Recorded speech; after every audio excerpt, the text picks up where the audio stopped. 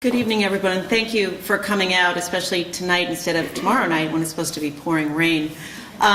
When Gail says complexities, I had no idea until I started going down this rabbit hole, as we all have, of the true complexities. And I think I can safely say everybody in this room is highly educated, and we can't figure it out. It's absolutely amazing. I'll give you a little bit of background. I am a national child safety advocate known as the Safety Mom, as Gail said. I speak frequently on CNN, Today's Show. I blog. My first child died of sudden infant death syndrome in 1997, and that's what got me involved in that. 3-4 months after he died, I got pregnant with my son Spencer, who is now 16, who some of you know. He is an amazing kid. He's 16 years old, he's 6'3", he's absolutely gorgeous, and he is intellectually disabled.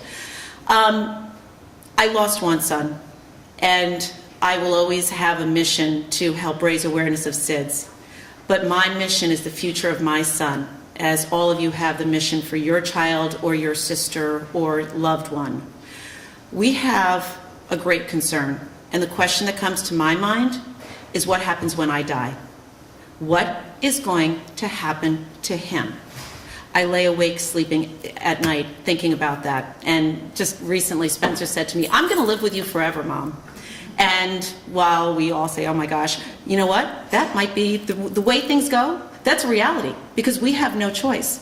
I saw Leslie speak at a meeting down in Stamford, and I met parents who were 65, 70 years old, who had their adult children who were intellectually disabled, who couldn't speak, who couldn't walk, who were 35, 40 years old, and they were carrying them up the stairs. What are they going to do when one of them dies?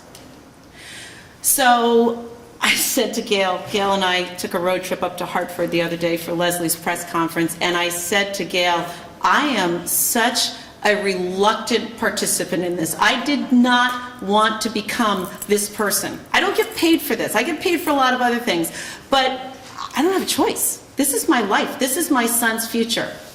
And I'm here to educate all of you just as I'm being educated, because I sat up in Hartford and I was horrified.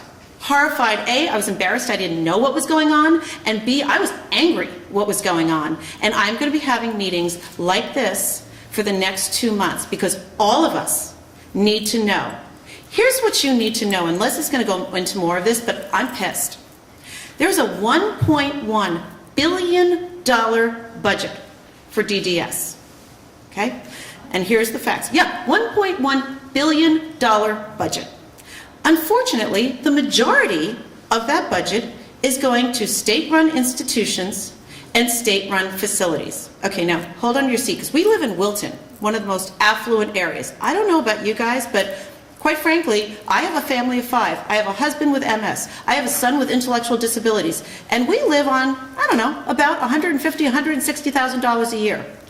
Each person in these state-run facilities is getting $343,000 per person per year.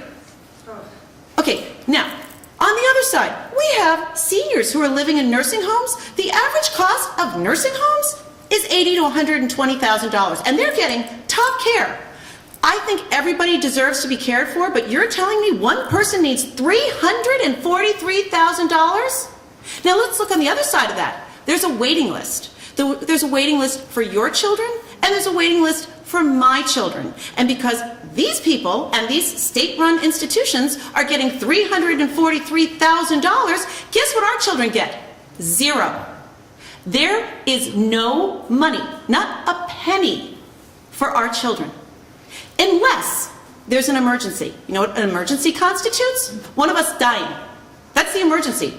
Doesn't matter if we're disabled, doesn't matter if we're exhausted, doesn't matter if our children just want to live in the community, which they have a right to, and by the way, could work so well, and thank you to Prospectors who is now employing some of our children, but they can't. Because, like Spencer, he could work, and he could live on his own, maybe with someone and some assistance, but he's going to need resources. He's not going to be able to drive. Sorry, can't happen. So my son has one choice: to live with me.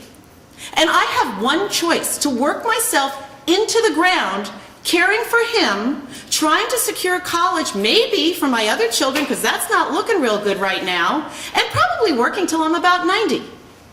I don't think that's right. Here's the other thing. The people that are still in the state-run institutions are being told, here is a blank check. You can go anywhere you want. You can get any services you want. They're being given a blank check. So we're not saying don't give them services. We're saying all of us deserve some money. That's what's fair.